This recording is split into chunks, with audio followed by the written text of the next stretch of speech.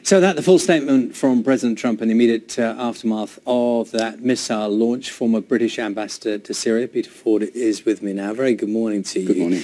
Can I just draw your attention first to the opening part of that statement from President Trump? He said, "My fellow Americans, on Tuesday, Syrian dictator Bashar al-Assad launched a horrible chemical weapons attack on innocent civilians."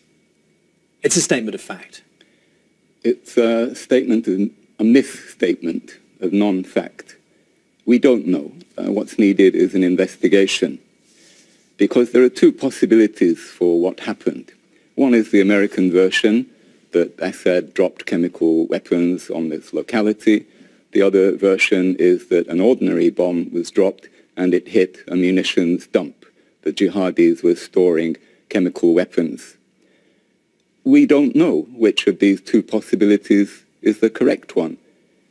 Remember the run-up to Iraq. The experts, the intelligence agencies, the politicians were convinced that Saddam had weapons of mass destruction. They produced reams of evidence, photographs, diagrams.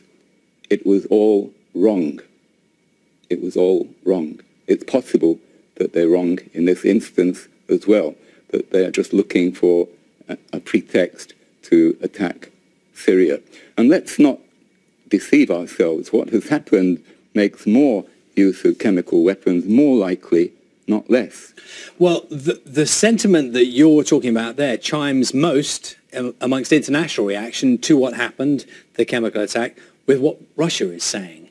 You chime most with them. We heard from Michael Fallon, the Defense Secretary.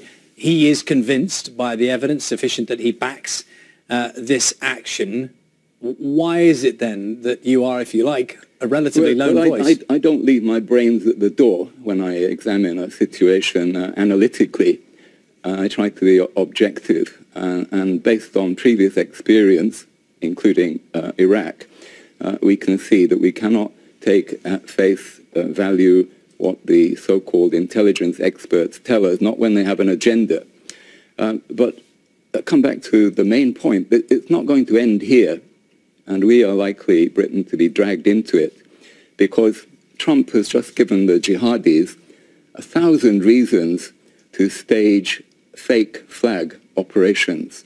Seeing how successful and how easy it is with a gullible media to provoke the West into intemperate reactions, they will very likely stage an operation similar to what they did, and this was documented by the United Nations in August last year.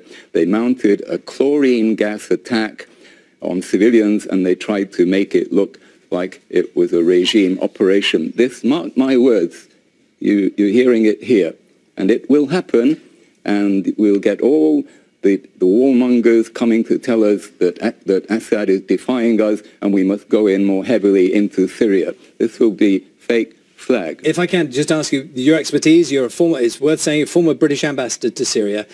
With your knowledge of Bashar al-Assad and his regime, that country, what do you think his reaction to this will be? Assad may be cruel, brutal, but he's not mad. It defies belief that he would bring this all on his head for no military advantage. The site that was hit had no military significance. It made absolutely no sense. Well, in a way, we're going back to the previous argument. My question is more about what happens. He would have angered the Russians if for no other reason. This is simply not plausible. But how will his behavior change? Now he knows President Trump is prepared to launch cruise missile attacks. But he probably didn't do it in the first place, so it can't change his behavior if he didn't do it in the first place. But we will all pay the consequences. The oil price will spike. Very likely there will be more use, not less use, of CW as a result of this. And, this is also important, the Russians and the Syrians will give less cooperation in the fight against ISIS. Okay. Peter Ford, thank you very much for coming in for us this morning. Peter Ford is a former British ambassador to Syria. It's just coming up.